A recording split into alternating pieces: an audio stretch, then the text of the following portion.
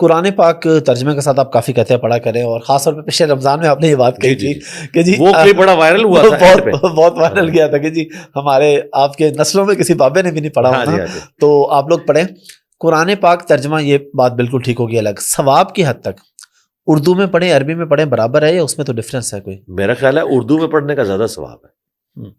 دیکھیں میں نے کیسے ہٹ کے جواب دیا ہے، اس کی وجہ ہے کہ عربی میں پڑھتے پڑھتے بابے بوڑھے ہو گئے، مساجد میں ماتھے گھس گئے، لیکن اینڈ رزلٹ یہ ہے کہ مسجد سے نکلتے ہیں ایاک نعبد و ایاک نستعین پڑھ کے، اور ساتھ ہی مزار پہ ایک مرے ہوئے بابے کو پکارتے ہیں، شرک کر کے گھر واپس آتے ہیں. کیا نماز پڑھی؟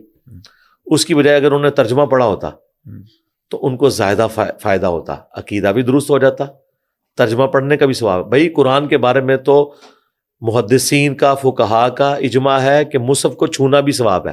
نبی اسلام کے زمانے میں تو اس طرح مصحف نہیں تھا، اس زمانے میں کاغذ نہیں ہوتا تھا، کاغذ تو بعد میں ہے، اس زمانے میں تو چمڑے میں کپڑے پہ ہوتا تھا. ایک قرآن رکھنے کے لیے آپ کو ایک کنال جگہ چاہیے تھی، ایک پارا رکھنے کے لیے ایک پورا کمرہ چاہیے تھا.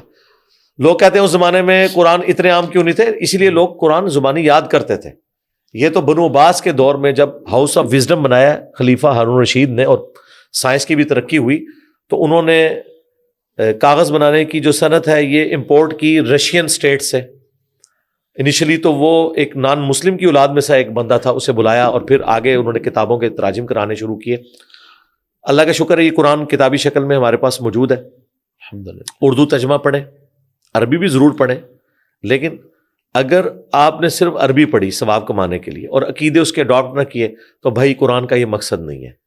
اس کو آپ ایک مثال سے سمجھیں.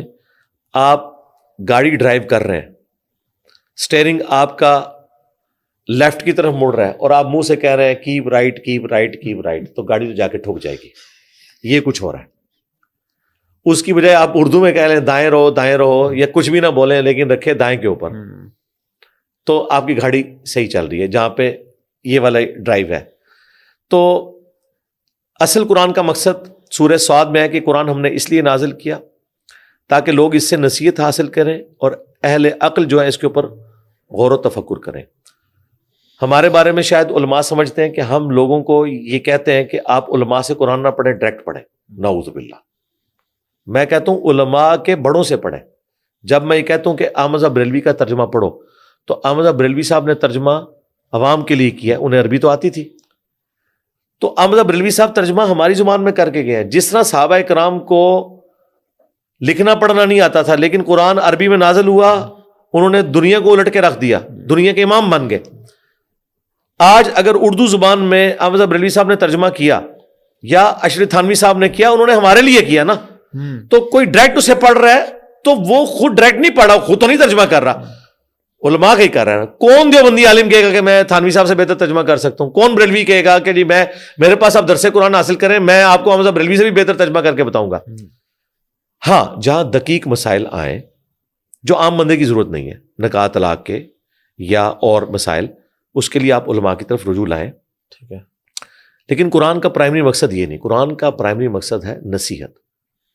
وَلَقَدْ يَسَّرْنَا الْقُرْآنَ لِلذِّكْرِ فَهَلْ مِن مُدَّكِرٍ. ہم نے قرآن کو نصیحت حاصل کرنے کے لیے آسان کیا، فکر آخرت کے لیے، عقیدہ درست کرنے کے لیے. ہے کوئی سمجھنے والا؟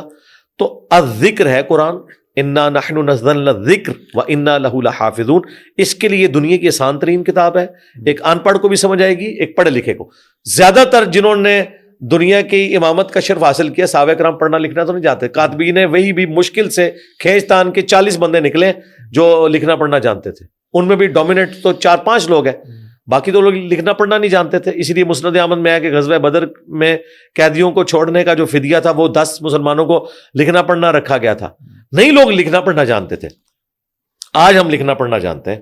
قرآن پڑھیں، اس سے استفادہ کریں، یہ اس کا اصل مقصد ہے. اصل مقصد یہ ہے.